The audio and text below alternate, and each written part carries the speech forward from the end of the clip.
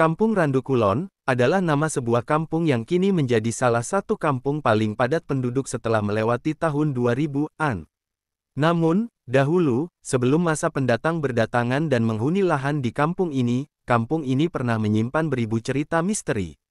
Dari hal-hal yang biasa hingga hal-hal di luar nalar manusia, apapun itu, bila menginjakkan kaki di kampung ini, konon, kengerian itu langsung terasa begitu saja. Setidaknya itu adalah gambaran nama yang tepat bagi GW untuk menyamarkan nama kampung GW sebagai pembuka sajian GW malam ini. Dikarenakan bila GW menunjukkan nama sebenarnya dari kampung GW, takutnya akan membuat GW sendiri sebagai si pencerita kesulitan atau malah bisa terkena masalah, karena menyangkut privasi GW dan warganya. Di sajian GW malam ini, kita akan memutar waktu di mana ketika pertama kali kampung ini berdiri dan hanya dihuni oleh beberapa kepala keluarga yang bisa dihitung jari. Namun, sebelum GW mulai, GK ada salahnya buat GW mengingatkan, bahwa cerita ini ditulis berdasarkan pengalaman. Dan cerita-cerita yang berkembang yang langsung diceritakan oleh warga, tetangga, tetua kampung hingga semua orang yang dulu pernah terlibat secara langsung atau tidak langsung. Jadi semua cerita ini bisa dipertanggungjawabkan, dan GW sebagai si penulis tidak melebih duakan kejadian atau pengalaman dengan mereka yang juga menghuni alam ini bersama kita.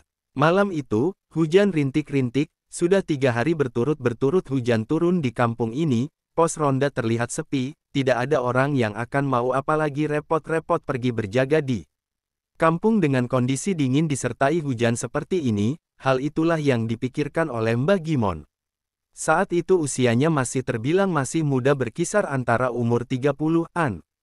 Kaget bercampur penasaran, karena di pos ronda yang jaraknya hanya sekitar beberapa meter dari rumah Mbah Gimon ada seseorang yang tengah duduk di sana, sendirian dengan bercahayakan lampu petromax yang menyala-menyala. Siapakah gerangan? Kata Mbah Gimon dalam hati. Namun rasa penasaran itu ditepis begitu saja, karena yang tersirat dalam pikiran Mbah Gimon, hanyalah mungkin anak muda yang sedang mencari angin atau mungkin orang yang berteduh dari rintiknya hujan sembari menikmati suasana. Anehnya, kejadian ini terjadi berkali-berkali, setiap malam, dikala hujan turun dan tidak ada warga satupun yang pergi keluar, selalu saja ditemui sosok itu tengah duduk sendiri. Karena rasa penasaran yang semakin lama semakin menggunung, maka, malam itu, ketika hujan turun kembali, ditemuilah sosok itu, dan benar saja, sosok itu seperti sudah menunggunya. Assalamualaikum, kata Mbah Gimon, menyapa. Rupanya yang ada di hadapannya adalah seorang pemuda tanggung, lebih muda dari Mbah Gimon saat itu. Pemuda itu tidak menjawab, hanya tersenyum tipis. Tidak ada hal yang membuat Mbah Gimon lebih curiga manakala baru pertama kalinya dia melihat wajah pemuda ini ada di kampung yang hanya dihuni oleh beberapa kepala keluarga. Siapa ya? Kok baru pertama kali saya lihat kamu? Pemuda itu lagi-lagi tidak menjawab, hanya duduk dan melihat Mbah Gimon sembari tersenyum tanpa arti. Hal itu membuat Mbah Gimon tidak nyaman, dinginnya malam sudah mulai menusuk ke tulang. Sembari menunggu jawaban, Mbah Gimon merasa semakin curiga dengan pemuda ini. Tidak beberapa lama, muncul seseorang lain, dengan baju koko dan peci putih, aromanya wangi, berjalan dalam keheningan. Yang tahu menahu orang itu sudah berdiri di hadapan Mbah Gimon dan pemuda itu. Assalamualaikum, katanya, ramah. Waalaikumsalam, jawab Mbah Gimon, sembari mencium tangan orang itu yang rupanya adalah Pak Muslimin, guru ngaji sekaligus imam surah di kampung ini. Dengan sekali lihat, mata Pak Muslim memandang pemuda asing itu, lama ia melihatnya lalu ikut duduk bergabung bersama. Onok opo tule, kok onok nang kene? Ada apa tanak? Kok kamu ada di sini? Untuk pertama kalinya, pemuda itu menjawab, suaranya kecil dan tampak sopan, kulo diusir Pak Kale Maharatu, mboten gadah tempat tinggal, saya baru saja diusir oleh Maharatu, jadi belum punya tempat. Mbah Gimon tampak tertegun atas apa yang diucapkan oleh pemuda itu yang terdengar asing di telinganya. Apa maksudnya Maharatu dan siapa yang mengusir pemuda ini? Namun Mbah Gimon memilih mendengarkan. Oh begitu, kata Pak Muslim, sudah begini saja. Yo opo nek awakmu tak keki enggon gawe panggon ben awakmu gak nganggu warga kene, bagaimana kalau kamu tak kasih tempat tinggal biar kamu tidak mengganggu warga sini, kata Pak Muslim. Mbah Gimon masih terlihat bingung. Nggih Pak, yen onten kulo purun, baik Pak, bila ada saya mau. Onok-onok, ada kata Pak Muslim, jenenge panggonseng tak tawarke jenenge sapi, nama tempat tinggal yang tak tawarkan itu sapi. Bagimon tambah bingung dengan ucapan Pak Muslim, sebenarnya apa yang sedang dibicarakan oleh Pak Muslim dan pemuda asing ini. Kenapa membahas sapi dan lain sebagainya? Rupanya, tidak beberapa lama terdengar suara langkah kaki mendekat, Bagimon, serta Pak Muslim juga pemuda itu memandang kemana suara itu terdengar. Rupanya, bapak istrinya Pak Muslim yang baru saja datang. Aduh papa, niki lo tak pendetno payung, khawatir sampeyan durung muleh. Aduh, papa, ini lo tak bawakan payung, saya khawatir, bapak belum juga pulang dari tadi. Dan tiba-tiba, pemuda itu berdiri lalu berujar dengan senyuman di wajahnya, oh, niki tu paseng jenenge sapi kui. Oh ini tapa yang namanya sapi itu. Pemuda asing itu tiba-tiba lenyap begitu saja, menghilang. Bagimon tampak kaget setengah mati, baru pertama dia bisa melihat ada manusia bisa menghilang dari hadapannya. Berbeda dengan Bagimon, Pak Muslim terlihat panik. Asu tenan setan si tok iki, anjing. Benar-benar setan satu ini, katanya sembari mendekati istrinya yang tiba-tiba berdiri dengan mata kosong. Ada apa tuh Pak, kata Bagimon. Wajahnya masih bingung bercampur ngeri bila menyaksikan hal di luar nalar seperti ini. Iki loh mon, setan iki wes enak tatawari awae sapi tambah melebu gok awae bojoku, ini loh mon, setan yang satu ini sudah enak tatawari badan sapi, malah masuk ke badannya istriku, apa dikira istriku ini sapi? Setan nopo tuh Pak, setan apa tah Pak, loh jadi dari tadi kamu tidak tahu anak lelaki yang menemani kamu dari tadi di sini? Bagimon menggelengkan kepalanya. Itu tadi yang menemani kamu bukan manusia, itu pocong dari pabrik gula yang ada di sana kaget, Bagimon tampak pucat. Pak Muslim pun pergi dengan membawa istrinya pulang, entah apa yang akan dilakukan Pak Muslim untuk mengeluarkan pocong itu dari tubuh istrinya, karena setelah itu Bagimon berlari pulang dan mencoba melupakan apa yang baru saja terjadi. Ini adalah sekelumit cerita yang gue dengar dari Bagimon dulu. Setiap kali beliau bercerita ini, gue gak berhenti tertawa karena bagaimanapun ini masih menjadi cerita yang menggelikan, namun, bila gue berpikir kembali. Bagaimana bila gue yang dihadapkan dengan pocong secara langsung? Apakah gue masih bisa tertawa? Entahlah, untungnya sampai saat ini gue belum pernah melihat pocong yang berasal dari pabrik gula itu. Sajian gue malam ini masih akan sangat panjang, karena ini masih awal sebelum kita bercerita tentang mereka yang sudah tinggal di kampung ini. Zaman gue masih kecil, gue selalu dianti-anti peringatkan agar tidak pernah lewat sebuah jalan yang disebut kebun bambu. Tempatnya sangat luas, dan tentu saja, dipenuhi oleh pohon bambu yang sangat lebat. Ketika petang, kebun bambu sangat gelap, mencekam dan mengerikan. Lokasi kebun bambu sendiri bisa dikatakan hanya berjarak beberapa meter dari pemakaman kampung. Disinilah biasanya seringkali terdengar bahwa ada makhluk lain yang senantiasa menjaga tempat ini. Warga kampung memanggil namanya dengan hantu wergul, konon, bila melewati kebun bambu. Seringkali terdengar suara, krek-krek-krek, layaknya suara bambu yang bergesekan ditiup angin, maka disarankan untuk segera lari dari tempat itu, karena suara itu adalah pertanda bahwa tidak jauh dari sana ada hantu wergul yang sudah mengamati. Menurut mereka yang pernah melihat atau bersinggungan dengan makhluk ini, wujudnya menyerupai binatang, tingginya sama dengan tinggi ayam kampung, kecil, namun ia berdiri layaknya manusia, memiliki kepala dan wajah menyerupai monyet, dengan bulu hitam yang lebat. Kakinya bersirip layaknya bebek, dengan tangan yang kuku jarinya panjang dan hitam legam. Yang menjadi pertanyaannya, apakah makhluk ini berbahaya? Jawabannya, makhluk ini sangat berbahaya, bahkan salah satu yang paling ditakuti oleh warga kampung.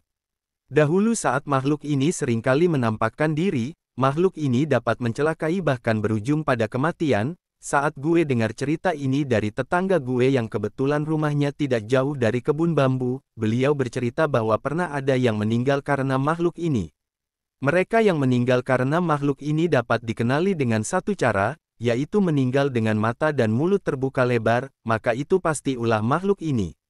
Pernah gue mengalami langsung kejadian dengan wergul, namun itu adalah hari yang sial bagi gue, dan menjadi satu kenangan yang gak bakal pernah gue lupain.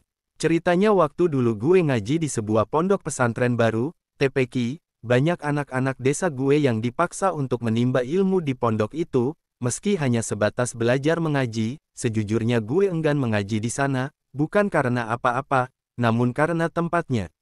Harus melewati area pemakaman dan tentu saja kebun bambu. Gue berangkat sesudah maghrib, dan sialnya, waktu itu, cuma ada 3 anak yang pergi mengaji, yang lain, kebetulan tidak bisa ikut, sebut saja gue Udin dan Jamal, kami berangkat bersama-bersama, sebenarnya, sebelum Isya seharusnya. Kami sudah pulang, namun, karena terkendala sesuatu akhirnya kami baru bisa pulang pukul 9 malam, setelah bersiap pulang, tidak lupa di tangan kami ada obor sebagai penerangan jalan, karena, zaman GW masih kecil, tidak ada yang namanya lampu jalan. Melewati areal pemakaman bikin GW gak nyaman, berkali-berkali GW bilang permisi meski di dalam hati, gak cuma gue Jamal dan Udin pun sama, kami semua tidak mau memandang areal pemakaman yang selalu tercium aroma melati. Ketika sudah sedikit berjalan jauh dan meninggalkan areal pemakaman, maka, tibalah kami di kebun bambu, benar saja, baru saja menginjakkan kaki di kebun bambu, angin dingin seperti berhembus begitu saja, membuat api di obor kami perlahan bergoyang, lalu, tiba-tiba, kami semua mendengarnya. Krek krek krek, kami berpandangan satu sama lain, tahu akan apa yang menimpa kami, tanpa pikir panjang, gue langsung melihat ke sana kemari, bersiap mengambil ancang-ancang untuk segera meninggalkan tempat ini, Udin yang pertama lari, diikuti Jamal dan terakhir gue, entah apa yang gue pikirkan, malam itu. Jauh lebih gelap dari biasanya, gue lari tanpa memperdulikan sandal yang terlepas dari kaki GW, sandal bisa dicari besok hari, tapi kalau nyawa, kemana gue harus mencari? Wewe Gombel, namun nanti gue akan ceritain Wewe Gombel ini. Karena yang gue ceritain berikutnya adalah makhluk hitam yang besar, yang dulu suka sekali memakan gabuh, warga kampung gue memanggilnya dengan kemuning ireng, atau lebih dikenal dengan sebutan, Buto. Kemuning ireng, Buto. Pertama kali gue dengar cerita ini dari desa sebelah, masih satu kecamatan dengan desa gue. Suatu malam, terdengar sebuah suara seseorang tampak tengah mengunyah, semakin lama, suaranya semakin intens, karena rasa penasaran, maka dicarilah suara itu yang rupanya berasal dari sawah. Namun anehnya tidak ada siapapun di sana, tapi suaranya masih terdengar, dengan berbekal obor di tangan, Pak Salim tetap mencari. Ia tidak pernah berpikir macam-macam sebelumnya, berjalan di atas rerumputan basah di samping sawah Pak Salim masih mencari sumber suara itu. Sampai ia berhenti di atas tumpukan padi yang sudah dibabat, dan menyisahkan akar liarnya, di sana Pak Salim melihatnya.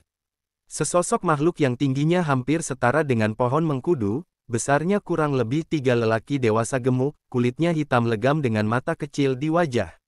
Sosok itu menyaruk-menyaruk bekas gabuh, memasukkannya ke dalam mulutnya yang besar, seolah-olah makhluk itu sudah lama tidak pernah makan. Melihat itu, Pak Salim sampai harus menahan nafas, karena Pak Salim tahu, makhluk apa yang ada di hadapannya. Menunggu, sendirian, Pak Salim masih menunggu makhluk itu pergi, dan benar saja, setelah puas melahap habis sisa gabuh di depannya, makhluk itu pergi, langkahnya tersaruk-tersaruk, yang Pak Salim ingat hanya satu, bau tubuhnya seperti bau ubi dipanggang dalam api. Berpikir bahwa Pak Salim sudah aman, beliau menceritakan ini pada semua orang, beberapa menanggapi dengan tidak percaya, yang lain menanggapi dengan ngeri, dan yang membuat Pak Salim harus menelan ludah adalah ketika Pak Salim bercerita pada tetangganya. Wajahnya pucat mendengar tutur kalimat Pak Salim, seolah setiap kalimatnya seperti racun, dengan gagap, tetangga Pak Salim memberitahu sebuah mitos tua, tentang makhluk yang suka memakan gabuh. Kemuning ireng, katanya. Menurut kepercayaan, kemuning ireng memang berkeliaran setiap malam, biasanya ia hanya memakan sisa gabuh dari sawah yang baru saja panen, dan sesiapa yang melihat kemuning ireng untuk menjaga lisannya, dan tidak menceritakannya kepada siapapun. Karena orang Jawa percaya, kemuning ireng muncul biasanya diikuti oleh pertanda bahwa di musim berikutnya, sawah itu akan panen kembali dengan hasil yang lebih memuaskan. Namun, ada satu pantangan yang tidak boleh dilakukan, sesiapa yang melihat kemuning ireng, dilarang keras menceritakan wujudnya pada siapapun, karena kemuning ireng bisa mencium aroma darah manusia, dan bila malam itu Pak Salim berpikir bahwa makhluk itu tidak tahu bahwa Pak Salim memergokinya, sepertinya Pak Salim harus berpikir kembali, bisa saja, kemuning ireng itu memang sedang mengujinya, dengan cara berpura-pura tidak tahu, dan dengan kejadian bahwa Pak Salim sudah menceritakan tentang kemunculan makhluk ini, Pak Salim mulai diliputi rasa takut. Setiap malam, beliau akan berhenti di pintu rumah, melihat keluar dari jendelanya, berharap makhluk itu tidak datang menemuinya. Malam demi malam dilewati Pak Salim dengan rasa khawatir yang bertumbuh menjadi paranoid parah, sampai di malam yang entah keberapa, Pak Salim mencium aroma familiar, aroma ubi yang baru saja dibakar di bara api. Pak Salim terdiam melihat sesuatu mendekat.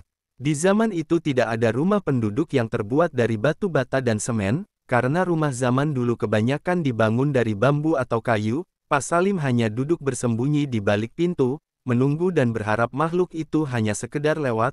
Namun, aromanya semakin menyengat. Tidak beberapa lama, aroma itu menghilang, lenyap begitu saja.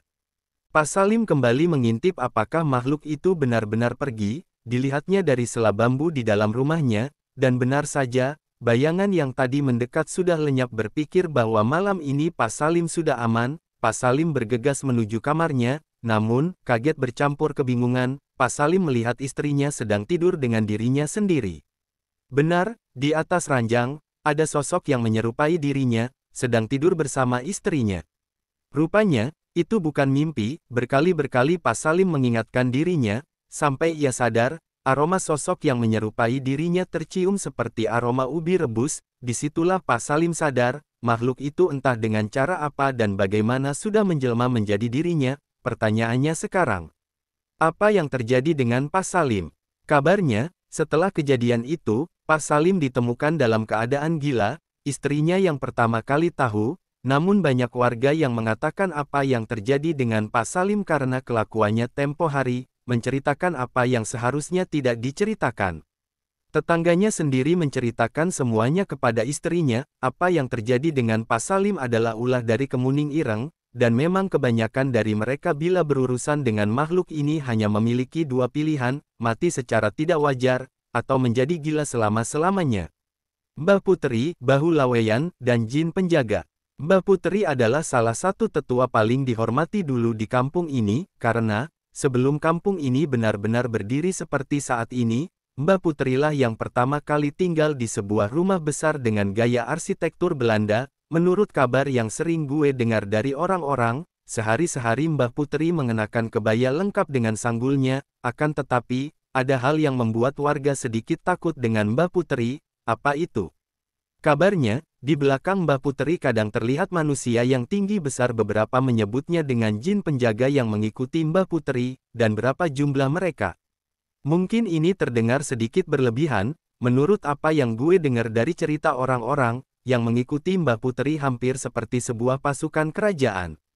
Ada lagi yang membuat Mbah Putri sedikit ditakuti, yaitu, dia seringkali memakan bunga-bungaan yang tumbuh di halaman rumahnya secara langsung tepat di depan warga kampung. Benarkah Mbah Putri sebegitu misteriusnya? Kali ini, gue akan ceritakan detail siapa Mbah Putri itu. Mbah Putri pertama kali datang dan membangun rumah di kampung ini setelah mengikuti suaminya yang adalah seorang menir yang bertugas mengawasi lahan tebu. Suaminya Mbah Putri sendiri memiliki kedudukan strategis di pabrik gula dekat dengan kampung gue. Saat sebelum kampung ini dihuni, yang ada di sini hanya sebuah rawa yang dipenuhi oleh pepohonan rindang. Di kiri kanan rumah pun hanya ada tanaman-tanaman liar. Saat itu, keadaan kampung ini nyaris seperti alas kecil. Begitu sepi nan mencekam selama pernikahan Mbah Putri dengan suaminya, Menir. Mbah Putri belum juga dikaruniai seorang anak. Kabarnya, banyak gosip yang berkembang bahkan sampai suami ke-14-nya beliau, Mbah Putri kabarnya tidak boleh bersetubuh dengan lelaki manapun termasuk suaminya sendiri. Namun itu hanya sebuah rumor. Yang terjadi adalah, suami Mbah Putri lebih banyak menghabiskan waktu di pabrik atau lahan tebu yang jaraknya tidak terlalu jauh dari desa gue. Karena sendirian inilah, kabarnya Mbah Putri seringkali berinteraksi dengan mereka yang berbeda alam. Disinilah pertanyaan terbesar gue, mungkinkah kesepian yang membuat Mbah Putri beralih menjadi sesuatu yang membuat orang-orang berpikir bahwa Mbah Putri memiliki ilmu hitam? Sebegitu kuatnyakah beliau, sampai tidak ada yang berani membicarakan beliau termasuk para tetua kampung? Namun ada cerita yang selalu membuat gue merinding tiap kali gue ingat. Seingat gue sampai saat ini, gue gak pernah tahu bagaimana wajah atau rupa Mbah Putri, namun ibu selalu mengatakan bahwa gue seringkali didatangi oleh Mbah Putri. Bahkan ibu bercerita, Mbah Puteri sudah menganggap gue sebagai anaknya. Sekarang, tiap gue ingat nama beliau, gue selalu terbayang wajah wanita tua yang Geka pernah gue lihat secara nyata, namun wajah wanita tua itu selalu terkenang termasuk ketika gue melihat Nini Towok, wajahnya nyaris sama persis. Mungkinkah itu wajah Mbah Puteri? Gue gak tahu. Kembali ke cerita Mbah Puteri, disinilah, dulu, Mbah Puteri kabarnya pernah membuat sebuah patung kecil yang dibuat dari jerami dan batok kelapa. Patung itu tepat diletakkan di depan rumahnya. Setiap hari, patung itu terus bertambah, lagi, dan lagi, sampai halaman Mbah Puteri penuh dengan patung itu. Ketika suaminya pulang, beliau kaget dengan apa yang terjadi di dalam rumah mereka. Disinilah awal kengerian itu muncul, karena patung yang lebih terlihat seperti boneka pasak itu. Kabarnya di setiap patung jerami itu, ada jin yang mendiaminya. Setiap malam, ketika hari mulai gelap, seringkali terdengar suara-suara dari luar rumah yang membuat suaminya tidak nyaman. Berbeda dengan suaminya, Mbah Puteri senantiasa memasang wajah penuh senyuman yang diartikan. Seperti melihat anaknya sendiri. Lambat laun, suaminya semakin lama kesehatannya semakin menurun, beliau menjadi lebih sering sakit-sakitan. Mbah Puteri tetap menjalankan kewajibannya sebagai istri, merawat dan menemaninya bahkan sampai ajal menjemput. Mbah Puteri kemudian kembali menikah. Suami keduanya beliau juga bernasib sama, lama-kelamaan entah apa yang terjadi di rumah itu, tiba-tiba saja jatuh sakit, lalu kemudian berujung pada maut. Kembali, di sini, mulai banyak pendatang yang menempati lahan di kampung ini. Disinilah, kakek gue membuka lahan pertama. Yang anehnya, saat kakek gue datang, dia sempat bertamu di rumah Mbah Puteri. Berceritalah kakek gue waktu itu, rumah Mbah Puteri kabarnya ramai oleh suasana tidak mengenakan. Dan benar saja, rupanya, pasak-pasak yang dipasang memang bukan pasak sembarangan, rupanya itu adalah cara Mbah Puteri melindungi dirinya. Melindungi dari apa? Nanti gue jelasin, karena sejujurnya cerita Mbah Puteri ini sangat panjang, jadi kelak gue akan ceritakan detailnya, bukan sekarang. Di pernikahan berikutnya itulah Mbah Puteri baru diketahui bahwa beliau adalah Bahulaweyan. Apa itu Bahulaweyan? Bahulaweyan adalah mereka-mereka yang umumnya sudah disukai oleh jin sejak pertama mereka lahir. Jin ini tidak pernah berniat merasuki atau mencelakai, sebaliknya, mereka menjaga si Bahulaweyan, namun dengan catatan, tidak boleh ada yang berani-berani mendekati seorang Bahulaweyan, apalagi menikahinya, karena jin ini akan terus dan terus membuat pasangan Bahulaweyan tersiksa lalu kemudian meninggal. Cara membunuhnya, menurut orang yang tahu perihal fenomena ini, setiap malam hari, ketika sudah terlelap, jin ini akan menghisap darah pasangannya, perlahan-lahan, dan hal inilah yang lambat laun menjadi rasa sakit, hingga berujung kematian. Namun biasanya, Bahulaweyan hanya berakhir di pernikahan ketujuh, karena setelah pernikahan ketujuh, Bahulaweyan terlepas dari ikatan jin itu. Yang menjadi pertanyaannya, kenapa Mbah Puteri bisa menikah hingga 14 kali?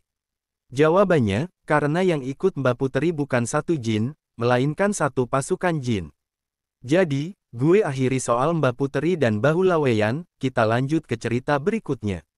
Gelombang Nyai Pigih. Tidak ada yang tidak tahu bila mendengar nama Nyai Pigih, terutama warga Ret 05, karena kabarnya, Nyai Pigih tinggal di area ini. Desa ini memiliki 6 ret, di mana Ret 5 adalah ret yang paling dekat dengan rawa dan area pemakaman, serta Ret 05 merupakan ret yang paling sepi warganya. Bahkan jarak satu rumah ke rumah lain sangat jauh. Selain itu, Ret 05 juga adalah ret yang paling subur, sejuk, dan nyaman, karena masih ditumbuhi banyak pohon, jadi cuaca panas pun tidak pernah terasa di Ret 05, namun kenyamanan Ret 05 sepertinya tidak bisa diucapkan manakala matahari sudah tenggelam. Kenapa? Karena ketika hari petang, Ret 05 adalah ret yang paling mengerikan, bukan hanya karena sepi dan gelap gulita, namun karena banyaknya aktivitas dunia lain yang kadangkala bersinggungan dengan warga, termasuk kehadiran Nyai Pigih. Siapa Nyai Pigih? Nyai Pigih atau yang lebih dikenal dengan Pigih yang berarti perawan, adalah sosok wanita bergaun putih dengan rambut panjang yang terurai hingga menyentuh tanah. Menurut warga yang pernah melihatnya, penampilannya selalu berbeda-beda namun inti kehadirannya sama. Yaitu bahwa Nyai Pigi adalah seorang perempuan yang pernah hidup dan meninggal di hari di mana ia akan menikah sehingga ia bergentayangan dan suka menampakkan diri pada laki-laki. Namun faktanya, Nyai Pigi lebih sering menampakkan dirinya di hadapan anak buncit yaitu anak terakhir. Yudi adalah teman Gewe sewaktu SMP, rumahnya ada di Red 05. Dulu, Yudi pernah punya pengalaman dengan Nyai Pigi yang menurutnya ia tinggal di pohon juwet samping kamarnya. Rumah Yudi sendiri berdiri di tanah paling ujung, berdekatan dengan kebun bambu. Tetangga terdekatnya adalah seorang kakek nenek bernama Mbah Giso, yang menempati lahan kebun bambu. Setiap petang, rumah Yudi pasti sudah ditutup, dan memang zaman dulu selalu seperti itu. Kamarnya sendiri berada di belakang, dan di samping kamar Yudi, ada sebuah pohon juwet tua. Semua orang pasti tahu apa itu pohon juwet. Sejak dulu pohon juwet memang menyimpan sejuta misteri, karena menurut kabar, pohon juwet adalah salah satu pohon yang disukai oleh bangsa lelembut, termasuk pohon juwet samping kamar Yudi. Setiap malam, Yudi mencium aroma melati yang menyengat dari luar kamarnya. Aroma melati bukanlah hal asing bagi mereka yang sudah terbiasa meniumnya. Karena mitosnya, aroma melati seringkali dikaitkan dengan kehadiran tiga makhluk, kuntilanak, sundel bolong, dan Nyai Pigi. Namun kali ini, tidak hanya aroma melati yang tercium, namun, sebuah ketukan di jendela kayu kamar Yudi. Tok tok tok, Yudi sendiri tidak berani memeriksanya, apalagi melihatnya. Karena pernah Yudi tanpa sengaja menangkap sosok asing saat ia tidak sengaja mengintip dari celah jendela kayunya. Yudi melihat sesuatu di sudut lahan luar kamarnya, tepat di bawah pohon juwet, ada seseorang yang sedang berjongkok. Ia mengenakan gaun putih, dengan rambut yang sangat panjang. Awalnya Yudi mendengar suara lirih, seperti seseorang sedang bernyanyi, membuyarkan kantuk Yudi. Berbekal nekat dan penasaran, Yudi mengintipnya. Ketakutan adalah hal pertama yang Yudi rasakan. Meski membelakangi, namun Yudi tahu, suara itu berasal dari dia yang ada di sana. Nadanya hampir menyerupai nada sinden yang biasa terdengar di pergelaran wayang. Lama Yudi mengamati, sampai ia membalikkan wajahnya. Setelah itu, Yudi melesat ke tempat tidur, mencoba melupakan apa yang baru saja dia lihat. Apakah semuanya berakhir di sini? Kabarnya semenjak kejadian itu, Yudi seringkali merasa bahwa dia terkadang mampir dan masuk ke dalam kamar Yudi. Yang paling tidak akan bisa Yudi lupakan adalah, ketika Yudi melihatnya, duduk di almari baju Yudi, menatapnya dengan bibir tersenyumnya. Meski begitu, Yudi mengatakan bila Nyai Pigi tidak pernah sampai membuatnya celaka, hanya menampakkan dirinya sesekali, seolah memberitahu eksistensinya di hadapan Yudi. Ada satu jalan di kampung gue yang bisa dikatakan paling dihindari, karena di jalan ini seringkali terlihat seorang wanita yang cantik nan jelita tengah duduk menunggu pedagang keliling lewat. Hanya saja, di punggung wanita ini ada sebuah lubang mengangah. Warga kampung memanggilnya sundel bolong. Tidak sedikit mereka yang pernah bersaksi melihat makhluk yang satu ini. Karena kecantikannya kadang membuat seseorang tidak sadar, termasuk Cak Mun, yang dulu seringkali berjualan bakso dagangnya di kampung gue. Setiap kali ia akan lewat jalan itu, seolah-olah firasatnya selalu diliputi perasaan tidak enak, namun ia tidak dapat menolak karena jalan ini merupakan akses satu-satunya ke kampung gue. Singkatnya, ada sebuah buk kuning atau tempat duduk yang dibangun dari semen dan biasanya digunakan warga untuk nongkrong karena tempatnya sendiri berada di perempatan antara Red 03 dan Red 04. Disinilah biasanya terlihat seorang wanita tengah duduk sendirian. Cak Mun yang tahu bahwa wanita yang tengah duduk sendirian itu bukanlah manusia berusaha bersikap wajar, namun setiap kali melewati wanita itu, Cak Mun selalu mencium aroma amis daging empela. Berbeda dengan Cak Mun, dulu ada penjual nasi goreng yang tidak tahu menahu tentang cerita ini, sehingga ia melewati jalan ini sendirian dan melihat wanita muda itu yang tengah duduk memanggilnya. Sepanjang malam, si penjual dibuat heran karena wanita itu sudah memesan lebih dari 7 porsi sendirian. Meski begitu, ia belum menaruh curiga sedikitpun. Setelah selesai, si wanita membayar penjual nasi goreng dengan uang yang sangat banyak, sehingga ia berpikir bahwa malam ini sungguh mujur. Sampai, si wanita mengatakan, "Mas, bisa minta tolong?" Mendengar itu si penjual nasi goreng bertanya, "Tolong apa?" Si wanita hanya mengatakan bahwa punggungnya gatal, dan tangannya tidak sampai. Meski awalnya ragu, karena dianggap tidak sopan, akhirnya si penjual nasi goreng menyanggupinya. Berbekal ketidaktahuannya, si penjual nasi goreng mulai menggaruk punggungnya. Aneh, karena kulit si wanita ketika digaruk tiba-tiba mengkerut, seolah ikut tercabut. Selain itu, ada aroma empelai yang sangat amis dan membuat si penjual tidak nyaman. Dari hal-hal seperti itu, si penjual nasi goreng mulai merasa curiga, sampai, di kuku jarinya ia mendapati belatung di sana. Kaget, si penjual nasi goreng melihat wanita di hadapannya. Rupanya, penampilan wanita itu sudah berubah, rambutnya panjang terurai dengan berantakan, sementara baju yang dikenakan menjadi kain kafan panjang, dan tepat di punggungnya, si penjual melihat daging terkoyak membentuk lubang besar. Di sana, ia melihat ada puluhan belatung. Diakhiri suara tertawa cekikikan, si penjual tumbang, jatuh pingsan dan baru ditemukan warga keesokan paginya. Akhirnya si penjual diberitahu bahwa yang menemuinya semalam adalah jelmaan sundel bolong yang memang suka usil di kawasan dekat sini. Takut dan ngeri semenjak saat itu, warga sepakat memberikan pencahayaan di jalan ini. Hingga saat ini, jalan itu masih terkenal dengan cerita ini, meski penampakan sundel bolong di jalanan ini sudah tidak pernah terdengar lagi. Yang berikutnya akan menjadi penutup ini sekaligus salah satu cerita yang gak akan pernah gue lupain, yaitu keranda mayat yang berjalan sendiri mengelilingi kampung. Sebegitu terkenalnya cerita ini sampai pernah masuk koran lokal, dan bila kalian pernah mendengar cerita keranda mayat yang berjalan sendiri, mungkin dari kampung gue lah cerita itu pertama kali muncul.